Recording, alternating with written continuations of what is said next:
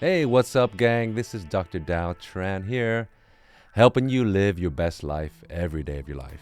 Did you know centenarians or 100-year-olds are the fastest growing segment of our population?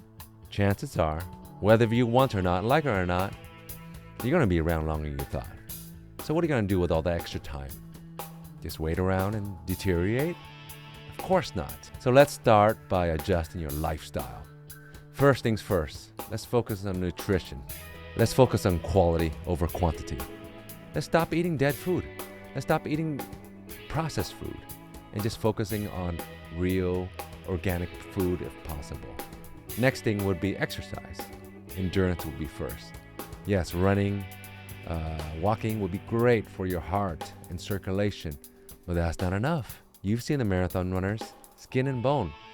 So strength training would be important. Let's add weights into your exercise regimen and so that you can get your bones stronger. And lastly, let's not neglect your structure and your posture through core workouts like yoga, Pilates, as well as seeing the chiropractor once in a while. All right, folks, that's enough health tips for today. Thanks for watching. We will see you next time.